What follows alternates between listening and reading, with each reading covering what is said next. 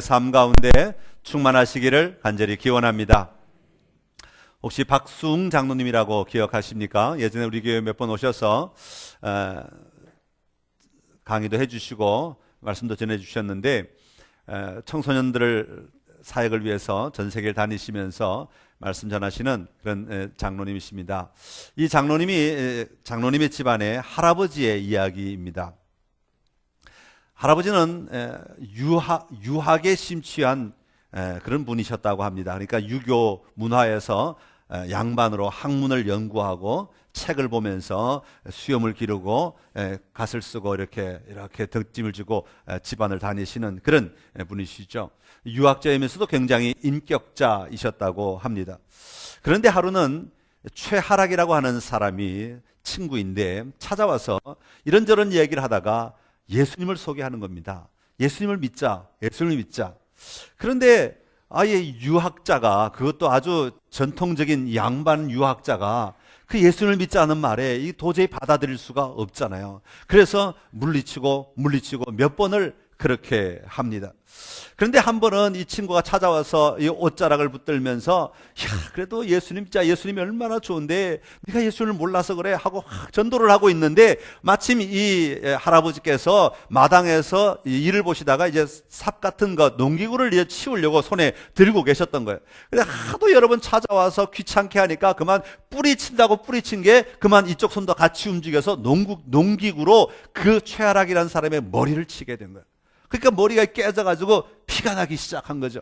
아니, 한번 생각해 보십시오. 이 양반이 다른 사람의 머리를 깨트렸으니 얼마나 참 당황을 하겠습니까? 그러니까 큰일 났단 말이죠. 이분의 머리를 감싸고 어떻게 하면 좋을지 알지 몰라 막 불안해하는 거예요. 왜냐하면 이 최하락이라는 사람이 소리를 질러하고 이 사람이 나를 쳐서 내가 머리가 깨졌다 그러면 이 양반 체면이 말이 안 되는, 체면이 굉장히 중요한데 그 체면이 다 무너지고 그동안 자기가 쌓은 덕망들이 다 무너지게 될 터이니까 얼마나 불안했겠어요. 그래서 어쩔 줄 몰라 하면서 그 친구의 머리를 막 만지고 있는데, 그 피를 멈추게 하려고 애를 쓰고 있는데 그 자기 품에서 막 이러고 있는 그 친구의 입에서 뜻밖의 말이 들려오는 거예요. 그 말이 뭐냐 하면, 주여, 저 친구 제발 예수 믿고 구원 얻게 해 주십시오 라고는 말이었다는 거예요. 다른 사람 같으면 야 이놈아 네가 왜 그랬어, 네가 뭐 이런 얘기가 막 나와야 정상인데, 정상적인 말들이 있잖아요. 당연히 막 피가 흐르면 당연히 내뱉을 수 있는 정상적인 말들이 나올 거라고 기대하고 이제 막 어떻게 하면 좋을까 몰라서 애태우고 있는 그 사람의 귀에 저 사람을 구원해 주십시오라고 하는 이야기가 들리는 거죠.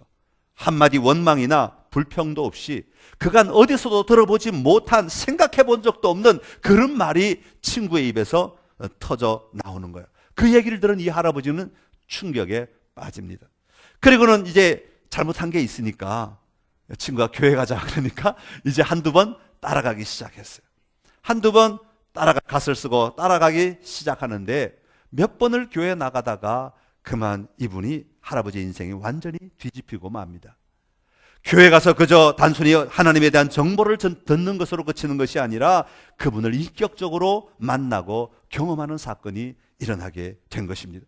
하나님이 살아계신 분이라는 것을 확신하게 되었던 것이죠. 그러고 나니까 이분이 도저히 더 이상 이 유학자로 삶을 살아갈 수가 없는 거예요. 상투를 차릅니다. 여러분 한번 생각해 보십시오. 그 가문에 그 할아버지 아버지가 굉장히 부자였답니다. 그래가지고 많은 재산을 거느리고 좋은 집에서 떵떵거리며 사는 그런 삶이었는데, 머리를 자른다, 이 상투를 자른다는 것은 아버지에 대한 반항이잖아요. 유교에서는 또 굉장히 중요한데, 그래서 아버지가 굉장히 음하게 화를 냅니다. 당장 내 집에서 나가라고 이야기합니다. 여러분, 이 할아버지는 그때 굉장한 갈등에 빠지게 되었다고 합니다.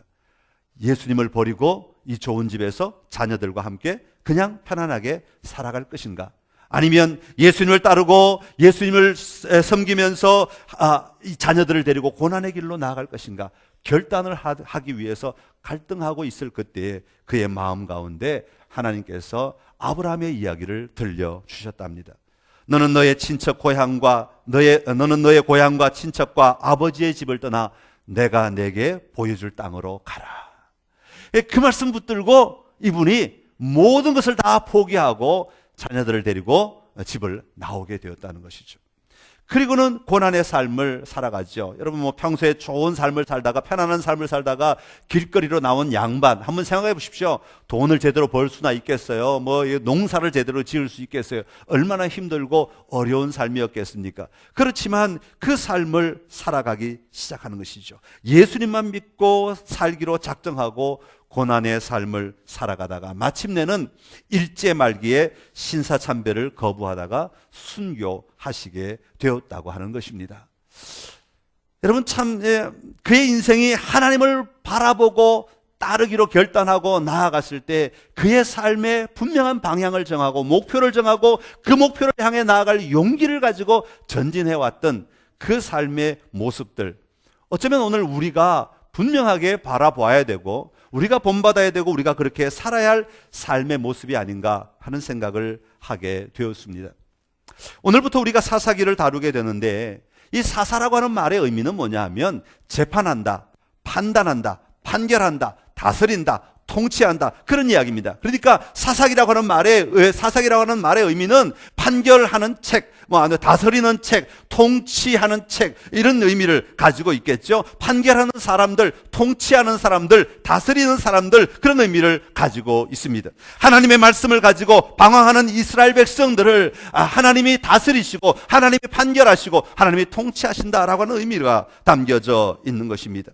여러분 오늘 우리가 우리의 신앙의 삶을 살아가면서 가장 어려운 문제가 무엇입니까? 여러 가지 어려운 환경 속에서 무엇이 누가 우리의 판단자가 되게 할 것인가? 아마 그것이 저는 가장 어려운 일이 아닐까 그런 생각을 합니다. 판단의 근거가 무엇이 되거나 누구가 되건 간에 우리는 그것을 따라야 하는 것이죠. 사사기에 나오는 이스라엘 백성들의 이야기로 하면 하나님이 우리의 판단의 기준이 되게 할 것인가 아니면 가나안 문화가 우리의 판단의 기준이 될 것인가에 따라 그들의 삶이 완전히 달라지게 되는 것처럼 오늘 우리가 하나님을 믿는다고 말하면서도 무엇이 우리의 판단 근거가 되게 할 것인가, 누가 우리의 판단자가 되게 할 것인가 라고 하는 것은 굉장히 중요한 문제라고 하는 것입니다.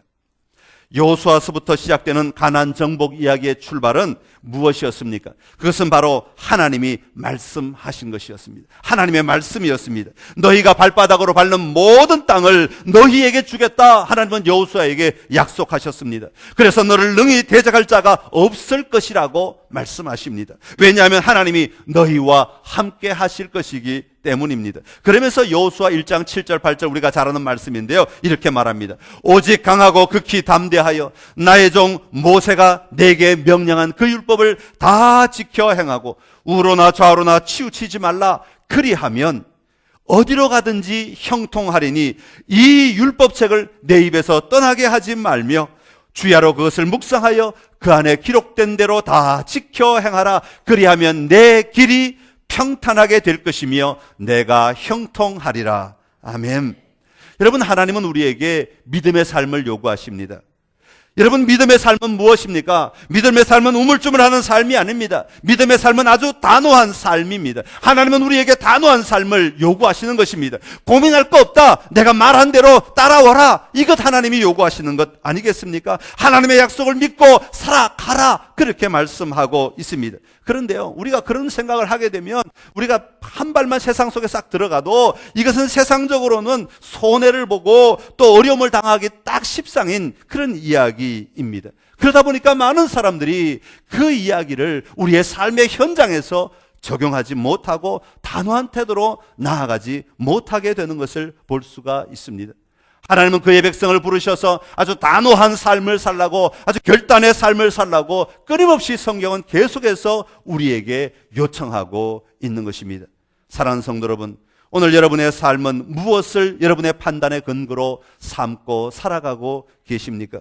어떤 때는 이웃집이 우리의 판단의 근거가 되기도 하고, 어떤 때는 다른 친구들이 우리의 판단의 근거가 되기도 하고, 심지어는 요즘 나오는 연속극이 우리의 삶의 판단의 근거가 되기도 하는 사람들 참 많습니다. 잘못된 사람들의 이야기가 우리의 판단의 기준이 되어서 저렇게 살지 않으면 내가 못 사는 것이다, 저렇게 살지 않으면 내가 잘못 사는 것이다, 그렇게 생각하며 살아가는 사람도 있다고 하는 것이죠.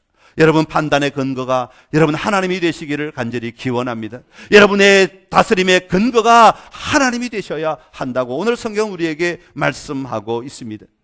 사사기 21장 25절에 보면 그때 이스라엘에 왕이 없으므로 사람이 각기 자기의 소견에 옳은 대로 행하였더라. 그렇게 말하고 있습니다. 각기 자기의 소견에 옳은 대로 행하는 삶. 여러분, 그 삶은 하나님 없이 살아가는 삶이었습니다. 하나님과 관계없는 삶을 살았던 삶이었습니다. 여러분, 오늘 이 시대에 다시 한번 하나님은 우리에게 말씀하고 계십니다. 내 말을 들으라, 내 말을 따르라 말씀하고 계십니다. 오늘 이 시대의 이 삶의 현장에서 하나님의 말씀대로 순종하고 하나님의 말씀을 삶의 현장에서 누리며 살아가는 용기 있는 그리스도인을 하나님은 우리에게 요청하고 계시는 것입니다. 자기의 소견이 아니라 하나님의 소견을 따르겠다고 결단하는 용기, 그리고 그 소견대로 살겠다고 선포하는 용기, 그리고 그 삶의 현장에 그렇게 살아가는 용기 있는 그리스도인이 되라고 우리에게 말씀하고 계시는 것입니다. 다시 한번 우리의 믿음을 점검하고 나의 판단의 근거가 여호와 하나님이 되심을 고백하며 나아가는 여러분의 복된 삶이 되시기를 간절히 기원합니다. 사사기 1장은 여호수아가 죽고 난 다음에 일어난 일입니다. 영적으로 하나님을 향한 분명한 믿음으로 살았던 여호수아가 죽은 후에 이스라엘 백성들의 삶은 영적으로 매우 나태해지기 시작했습니다. 다른 말로 표현하면 어정쩡해지기 시작했다, 그 말이죠. 믿음이 어정쩡해지기 시작했다. 이러지도 아니하고 저러지도 아니하고 아주 애매한 태도들을 보이기 시작했다는 것입니다. 이걸 다른 말로 하면 하나님 백성인 듯 하나님의 백성 아닌 하나님의 백성 같은 이스라엘, 이렇게 말할 수 있습니다. 겉으로는 하나님의 백성인데 자세히 보면 하나님의 백성이 아니고, 하는 짓 보면 하나님의 백성이 아니고, 그런데 말은 하나님의 백성이라고 말하는 그런 이스라엘 사람들의 모습이 사사기에 나오는 성도들의 모습, 이스라엘 백성들의 모습이었습니다. 오늘 사사기 1장에서는 크게 많은 지파들의 이름이 나오고 있는데, 우리 복잡하게 다 외울 필요는 없지만 크게 유다 가문과 요셉 가문의 이야기가 두 개로 큰 축을 이루고 나오고 있습니다. 자, 그들의 문제가 무엇이었습니까? 먼저 유다 가문의 유다 지파의 이야기를 좀 살펴보겠습니다. 1절에 보면 이스라엘 자손이 여호와께 여쭈어 이르되, 그렇게 시작하고 있습니다. 여러분, 이스라엘 자손들이 하나님께 묻습니다. 우리 가운데 누가 먼저 올라가서 가나안 족속과 싸우리까? 여러분, 질문 아주 명쾌합니다. 아주 간단합니다. 아주 시원한 질문입니다. 누가 먼저 올라가서, 우리들 가운데, 여러 지파들 가운데 누가 먼저 가서 가나안 족속과 싸우면 되겠습니까? 라고 하는 질문입니다. 자, 그래서 여호와께서 대답하십니다. 유다가 올라갈지니라. 아주 명쾌한 질문에 하나님도 아주 깔끔하게 군더더기 없이 그냥 딱 한마디로 유다가 올라갈지니라, 아주 명쾌한 대답을 해주고 있습니다. 그러면서 하나님은 여기서 끝나는 것이 아니라 아주 확실한 보장을 뒤에 꼭 덧붙여 주십니다. 보라, 내가 이 땅을 그의 손에 넘겨주었노라. 누구의 손에? 유다의 손에 넘겨주었노라. 그렇게 말씀하고 있는 것이죠. 여러분, 얼마나 멋집니까? 이미 승리가 보장된 전쟁이죠. 이것이 하나님의 계획이고 하나님의 약속인 것입니다. 자, 그러면 이런 하나님을 향한 그의 태도는 어떠해야 하겠습니까? 당연히 그래요, 제가 올라가겠습니다 하고 자기들이 전열을 대비해서 올라가면 다 얻게 되는 것이었습니다. 그런데 2절에 보면 하나님께서 유다가 분명하게 올라가라고 말씀하셨는데 3절에 이렇게 말합니다. 유다가 그의 형제 시므온에게 이르되, 내가 제비 뽑아 얻은 땅에 나와 함께 올라가서 가나안 족속과 싸우자. 그렇게 말합니다. 다시 말하면 하나님은 분명하게 유다가 올라가라 그렇게 말했지만 유다는 자기 혼자 올라가지 아니하고 시므온과 함께 올라갔다. 그렇게 성경은 설명하고 있습니다. 유다가 무슨 이유인지 시므온과 함께 올라간 이유를 밝히지는 않고 있습니다만은, 가만히 생각해 보면 왜 유다가 시므온과 함께 올라갔을까? 가만히 생각해 보면 아마 불안함이나 두려움이 있지 않았을까, 염려가 있지 않았을까, 그런 생각을 해보게 됩니다. 어떤 사람들은 말합니다. 아니, 유다가 올라가라 그랬지만 시므온과 함께 가는 것 왜 나쁘지 않지 않습니까? 그냥 같이 힘을 모아서, 성도들이 서로 힘을 모아서 서로 도와주고 서로 세워가면 좋지 않습니까? 그렇게 말할 수 있습니다. 그러나 하나님이 원하신 것이 무엇이냐를 우리가 바로 볼 수 있는 눈이 있어야 된다는 거예요. 하나님이 무엇을 원하십니까? 유다가 올라가는 것을 하나님은 원하셨던 것이죠. 물론 시므온의 땅이 유다의 땅 안에 포함되어 있기는 합니다. 그러나 하나님의 말씀에 순진하게 반응하지 못하였다고 하는 것이죠. 자기 속에 있는 두려움이나 자기 속에 있는 염려나 자기 속에 있는 근심이나 다른 어떤 이유들로 말미암아 어쨌거나 하나님의 말씀 단순하게 그것으로 순종하지 아니하고 말씀에 자기의 생각, 자기의 해석, 자기의 편리들, 자기의 이해들을 덧붙여서 그 하나님의 말씀을 가지고 나아가는 모습을 보여주고 있었던 것이죠. 사랑하는 성도 여러분, 여러분의 삶에 순전하게 하나님의 말씀에 순종해 보신 적이 있으십니까? 하나님이 말씀하시면 그래요, 내가 그렇게 한번 해보겠습니다 하고 도전해 보신 적이 있으십니까? 바라기는 여러분의 삶에 하나님의 말씀대로 그대로 순종해 보시는 은혜가 임하시기를 간절히 기원합니다. 여러분, 해보셔야 합니다. 해보지 않고는 하나님의 말씀을 우리의 삶 속에 적용할 수가 없습니다. 그런데 하나님의 말씀에 순전하게 적용하지 아니하고 또 실천하지 아니하고 나의 해석을 더 붙이거나 내 삶을 합리화하여 해석하기 시작하면 우리는 나 혼자 올라가지 못하고 시므온과 함께 올라갈 수밖에 없는 상황이 되고 마는 것이죠. 이런 것을 가리켜서 반쪽짜리 신앙이라, 한 발은 올라가는 것은 올라갑니다. 그러나 올라가는 모습은 하나님의 말씀대로 순종하지 못하는 모습이라고 하는 것이죠. 여러분, 지난주에 여리고성을 점령하는 여호수아의 이야기를 들려드렸습니다. 중요한 것 세 가지를 말씀드렸는데 그 첫 번째가 무엇이었습니까? 하나님의 명령을 받는 것이죠. 하나님의 말씀을 듣는 것입니다. 오늘 여호수아가 떠나간 다음에도 이스라엘 백성들의 삶은 그 방식을 잘 따라하고 있었던 것 같습니다. 먼저 여호와께 묻고 하나님의 의도를 알려고 하였습니다. 그래서 여호와께서 말씀하시기를 유다가 먼저 가라고 말씀하셨지요. 자, 그러면 하나님의 말씀을 듣고 하나님의 응답이 나타났으면 그대로 두 번째 자동적으로 따라가야 하는 방식이 있지 않습니까? 그게 무엇입니까? 순종이라고 하는 것이었죠. 자동적으로 순종이라고 하는 것이었습니다. 사람들이 보기에는 무식한 것 같고, 다른 사람들이 판단할 때는 우스운 것 같고, 부끄러운 것 같고, 세상 사람들이 바라볼 때는 말도 안 되는 것 같아도 그대로 걸어가는 것입니다. 제가 지난주에 여리고성 도는 이야기를 말씀드렸죠. 첫 번째 날 그 한 바퀴를 돌 때 얼마나 부끄러웠겠습니까? 얼마나 창피했겠습니까? 고개를 푹 숙이고 그 발에 얼마나 힘이 없었겠습니까? 그저 털레털레 도대체 이게 뭐 하는 짓이야 하면서 어쩌면 그랬을지도 모른다고 말씀드리지 않았습니까? 여러분, 연약하지만 그러나 순종하는 그 발걸음이 중요한 것입니다. 요단강에 발을 내딛는 것이 중요한 것이죠. 하나님의 말씀대로 움직이는 것, 순종하는 것, 하나님은 그것을 기뻐하시는 것입니다. 그것을 통하여 일하시는 것이죠. 그러나 유다 지파의 모습은 그 순종을 자신들의 해석과 함께 섞어서 자기들이 편리한 방식으로 바꾸어 가고 있었다고 하는 것입니다. 사랑하는 성도 여러분, 여러분의 삶에 다시 한번 순전한 마음으로 하나님의 말씀을 붙들고 하나님의 말씀대로 순종하는 도전이 여러분의 삶의 자리에 충만하게 임하시기를 간절히 기원합니다.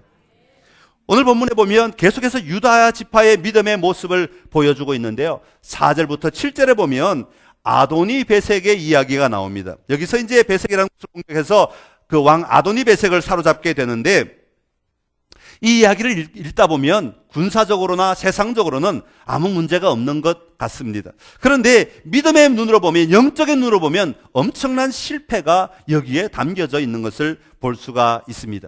아도니 베색을 잡습니다. 왕을 잡아서 엄지손가락을 자르고 엄지발가락을 자릅니다. 엄지손가락을 자르는 이유는 무기를 잡지 못하도록 하기 위해서 엄지손가락을 자르는 것이고, 엄지발가락을 자르는 이유는 빨리 달려서 도망가지 못하도록 하기 위해서 엄지발가락을 자르는 것입니다. 그리고는 그를 예루살렘으로 끌고 가서 그가 예루살렘에서 죽었다, 성경은 거기까지만 기록하고 있습니다. 왜 죽었는지 우리는 자세히 모릅니다. 어떻게 죽었는지 잘 모릅니다.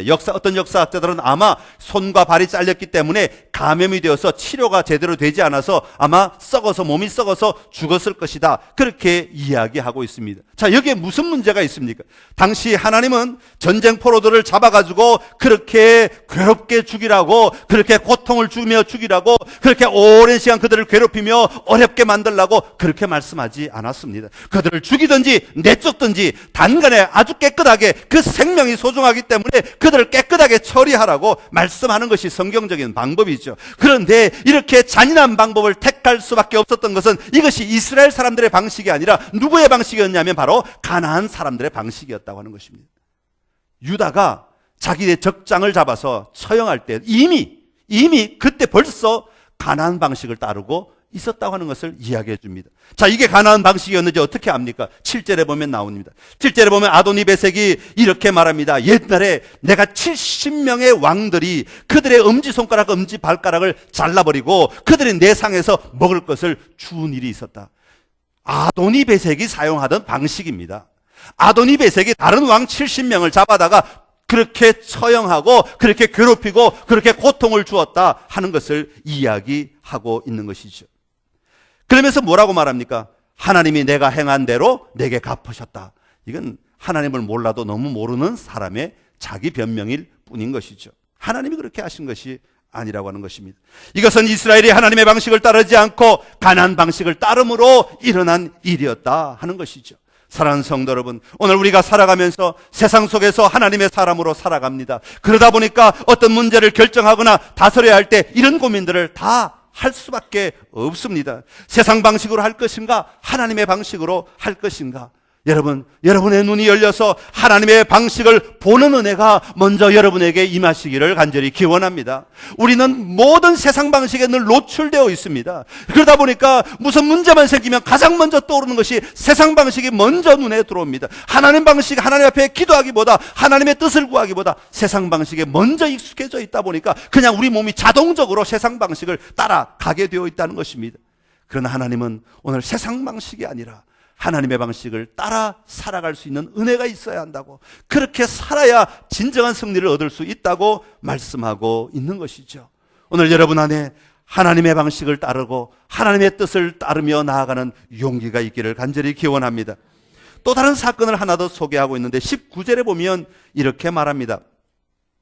여호와께서 유다와 함께 계셨으므로 그가 산지 주민을 쫓아내었으나 골짜기의 주민들은 철병거가 있으므로 그들을 쫓아내지 못하였으며, 그렇게 말합니다. 자, 여기서 유다가 골짜기의 주민들을 결론적으로는 쫓아내지 못하였다는 것입니다. 한쪽은 쫓아냈지만 한쪽은 쫓아내지 못하였다는 것입니다. 자, 왜 한쪽은 쫓아내고 한쪽은 쫓아내지 못하였을까? 오늘 성경에 보면 거기에 한 단어를 더 집어넣는데 그게 뭐냐면 그들이 철병거를 가지고 있었다, 그렇게 말합니다. 당시의 문화가 청동기 문화에서 철기 문화로 넘어가던 시기였습니다. 그래서 철기 문화를 가졌다는 것은 군사적인 우위를 가진 것과 같습니다. 마치 다윗과 골리앗처럼 다윗은 돌멩이 들고 싸울 때에 골리앗은 칼을 들고 싸우는 것과 같은 이치였다라고 하는 것이죠. 자, 그러니까 인간적인 눈으로 보면, 세상적인 상식으로 보면 철병거를 가진 사람들 앞에서 무기가 변변치 않은 사람들이 아무리 날고 겨봐야 그 칼 한 번 휘두르면, 쇠로 된 칼 한 번 휘두르면 다 쓰러질 수밖에 없고 멀리서 창 한 번 찌르면 다 무너질 수밖에 없는 것, 너무나 상식적인 이야기고 군사적으로 보면 너무나 당연한 이야기입니다. 철기 문화 가지고 있는 그들에게 인간적으로 보면 유다지파로서는 당할 수가 없다 하는 것입니다. 그러나 하나님은 뭐라고 말씀하셨습니까? 하나님은 이미 그 땅을 그들에게 주셨다고 말씀하고 있습니다. 그런데 그들은 그 땅을 차지하지 못하고 있다는 것입니다. 왜냐하면 그들이 철병기를 가졌기 때문이라는 것입니다.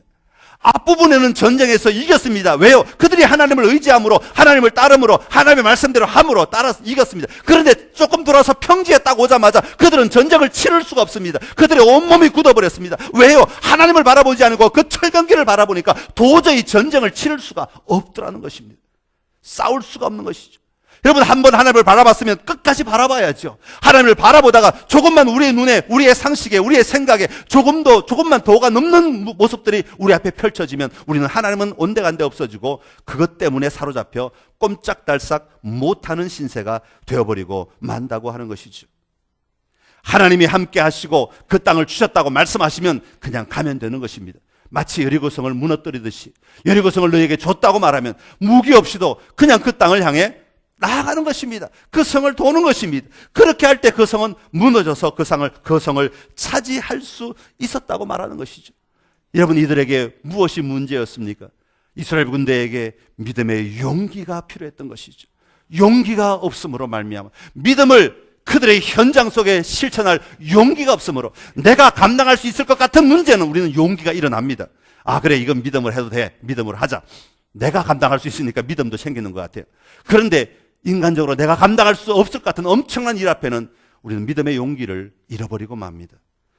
그런데 사실 필요한 건 그때 믿음의 용기가 필요한 겁니다. 그때 믿음의 용기가 필요한 거예요.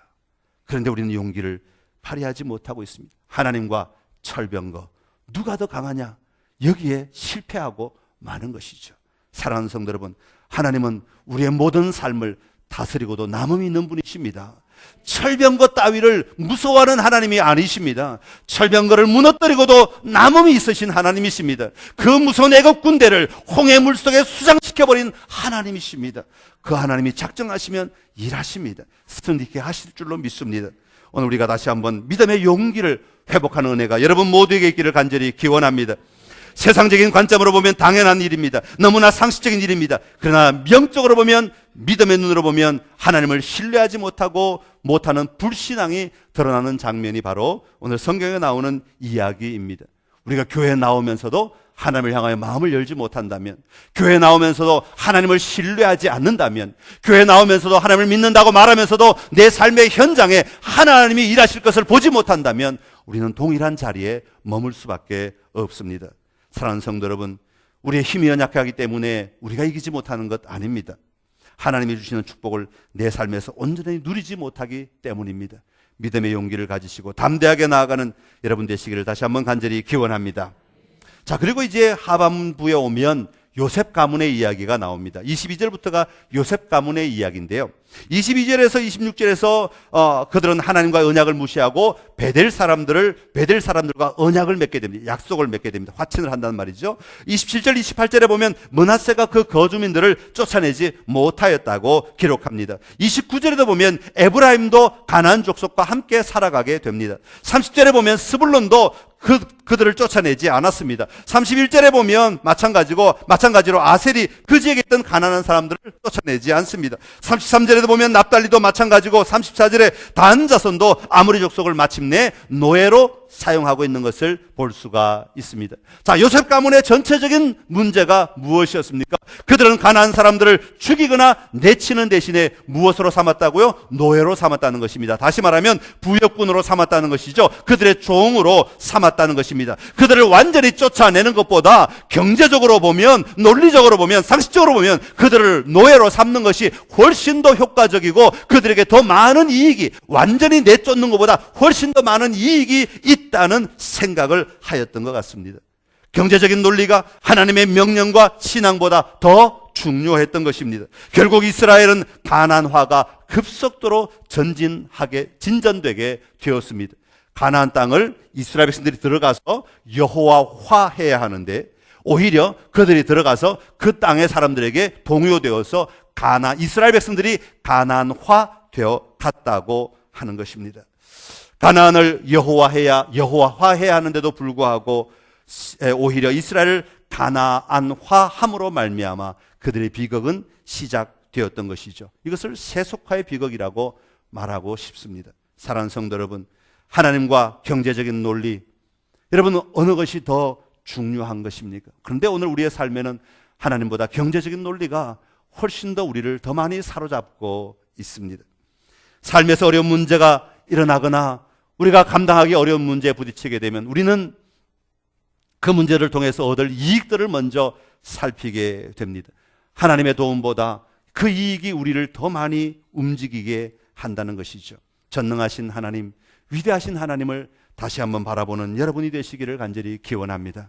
경제적인 노래, 우리가 지금 얻게 될 것보다, 지금 우리가 누리게 될 것보다 하나님의 통치가 더 중요함을 분명히 인식하시고 살아가시는 여러분의 복된 삶이 되시기를 간절히 기원합니다. 자, 이런 삶을 살고 있는 이스라엘 백성들에게 2장 1절에서 5절에 보면 하나님의 반응이 나오고 있습니다. 여호와의 사자가 길갈에서 복임으로 올라갑니다. 여호와께서 복임으로 올라오셨다, 그런 의미를 가지고 있지요. 그러면서 여호와 하나님이 누구신지를 다시 말하고 있습니다. 2장 1절에 보면 이렇게 말합니다. 내가 너희를 애굽에서 올라오게 하여 내가 너희의 조상들에게 맹세한 땅으로 들어가게 하였으며 또 내가 이르기를 내가 너희와 함께한 언약을 영원히 어기지 아니하리니, 그러면서 명령하는 게 2절의 말씀입니다. 너희는 이 땅의 주민과 언약을 맺지 말며 그들의 제단들을 헐라하였거늘 너희가 내 목소리를 듣지 아니하였으니 어찌하여 그리하였느냐? 어찌하여 그리하였느냐? 하나님은 얼마나 안타까우셨겠습니까? 얼마나 속상하셨겠습니까? 그래서 하나님은 이 불순종하는 이스라엘 향해서 3절에 아주 단호하게 이렇게 말씀하십니다. 세 가지 심판을 내리시는데 우리 3절 말씀 다 같이 읽겠습니다. 시작. 그러므로 내가 또 말하기를 내가 그들을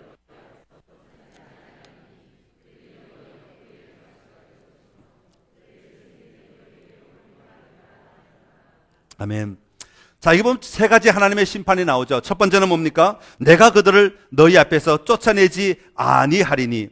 더 이상 하나님께서 가난한 사람들을 너희 앞에서 몰아내지 않으시겠다 하는 것이죠.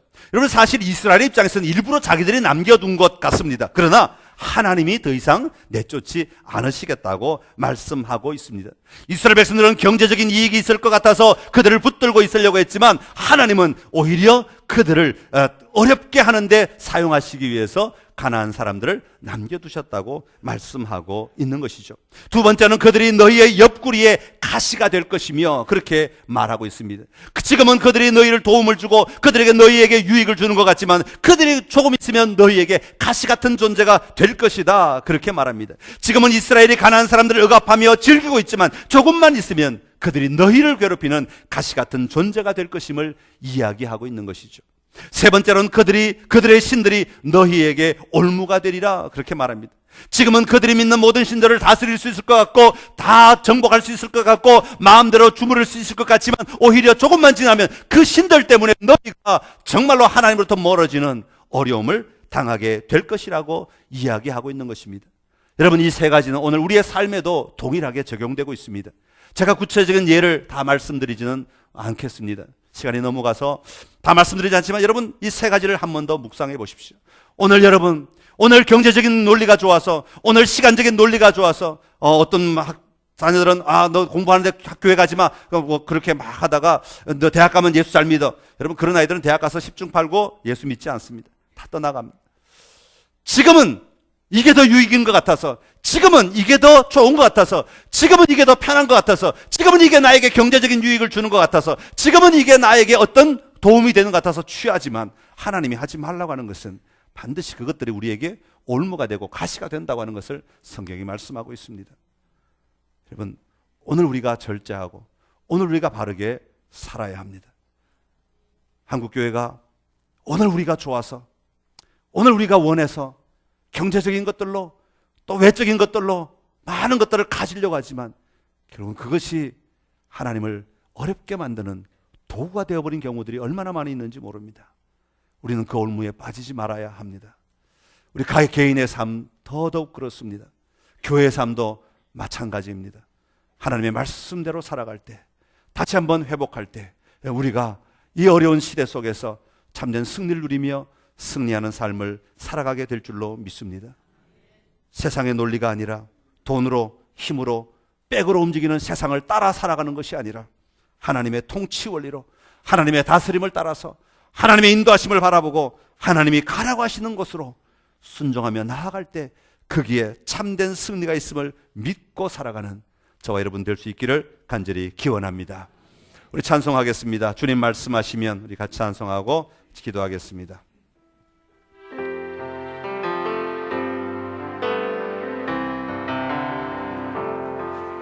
주님 말씀하시면 내가 나아가리라. 주님 뜻이 아니면 내가 멈춰서리라. 나의 가고 서는 것 주님 뜻에 있으니 오 주님 나를 이끄소서. 주님 말씀하시면 내가 나아가리라. 주님 뜻이 아니면 내가 멈춰서리라. 나의 가고 서는 것 주님 뜻에 있으니 오 주님 나를 이끄소서. 뜻하신 그곳에 나 있기 원합니다. 이끄시는 대로 순종하며 살리니 연약한 내 영혼 통하여 일하소서. 주님 나라와 그 뜻을 위하여 뜻하신 그곳에 나 있기 원합니다. 이끄시는 대로 순종하며 살리니 연약한 내 영혼 통하여 일하소서. 주님 나라와 그 뜻을 위하여 오 주님 나를 이끄소서. 우리 시간 좀 같이 잠깐 기도하기를 원합니다. 하나님, 그렇습니다. 나를 이끌어 주시옵소서. 나의 사사가 되어 주시옵소서. 나의 판단의 근거가 되어 주시옵소서. 나의 통치의 근거가 되어 주시옵소서. 세상이 아니라, 세상의 유행이 아니라, 텔레비전이 아니라, 연속곡이 아니라, 옆 사람들의 삶이 아니라 하나님이 나의 삶의 근거가 되게 하여 주옵소서. 주님 말씀하시면 순종하기를 원합니다. 순전한 신앙이 우리에게 회복되게 하여 주옵시고 믿음의 용기가 회복되게 하여 주시옵소서. 믿음을 행할, 도전할 수 있는 용기가 있게 하여 주옵소서. 우리 좀 여러분의 입술로 고백하며 좀 기도하기를 원합니다. 같이 기도하겠습니다. 하나님 아버지, 그렇습니다. 아버지, 우리의 삶의 자리에 많은 경우 하나님의 말씀대로 살지 아니하고 내 뜻대로, 내 생각대로, 내 고집대로, 내 판단대로, 내 의지대로 살아가며 이것이 하나님이 원하시는 것이고 하나님이 나를 도와주셔야 한다고 말할 때가 얼마나 많았는지 모릅니다. 하나님 아버지, 오늘 온전하게 순전하게 하나님을 바라보며 나아가는 저희들 되게 하여 주시옵시고 하나님이 기뻐하시고 원하시는 그 모습을 온전히 누리며 살아가는 저희들의 삶이 되게 하여 주시옵소서. 하나님, 우리 안에 일하여 주옵소서. 하나님, 우리 안에 말씀하여 주시고 아버지, 우리에게 담대하게 하여 주옵소서. 특별히 믿음의 용기를 더하여 주옵소서. 믿음대로 살려가는 용기가 있게 하여 주옵소서. 믿음의 걸음을 내딛는 용기가 있게 하여 주옵소서. 믿음대로 도전하는 용기가 있게 하여 주옵소서. 믿음으로 나아가는 용기가 있게 하여 주시옵소서. 그리하여 하나님이 주시고자 하시는 그 땅을 차지하게 하시고 하나님이 원하시는 삶을 살아가게 하여 주옵소서. 세상의 논리가, 사람들의 이익이, 경제적인 이익들이 우리의 앞자리에 있지 않게 하여 주옵시고 하나님의 뜻을 이루며 하나님의 권능을 이루며 하나님의 능력을 구하며 온전히 살아가는 저희들의 삶이 되게 하여 주시옵소서. 하나님의 영광이 함께하여 주시옵소서. 하나님의 권능이 함께하여 주옵시고 하나님의 기쁨이 함께하여 주시옵소서. 우리가 하나님을 누리고 하나님을 기뻐하고 하나님을 즐거워할 수 있도록 역사하여 주옵소서. 하나님 은혜를 감사합니다. 우리가 하나님의 음성을 다 듣게 하시네 감사합니다. 하나님이 말씀하실 때 그 말씀대로 순종할 수 있는 믿음의 용기를 더하여 주시옵소서. 아버지, 하나님의 말씀대로 살아갈 우리의 삶의 자리에 우리가 발을 수 있는 힘을 더하여 주시옵소서. 그것이 하나님의 은혜인 줄로 믿사오니 하나님, 세상의 것들이 우리를 넘보지 못하게 하시고 우리를 판단의 근거가 되지 않게 하시고 하나님의 말씀으로 우리의 걸음을 옮겨나가는 믿음의 삶들이 되게 하여 주시옵소서. 예수님의 이름으로 기도드리옵나이다. 아멘.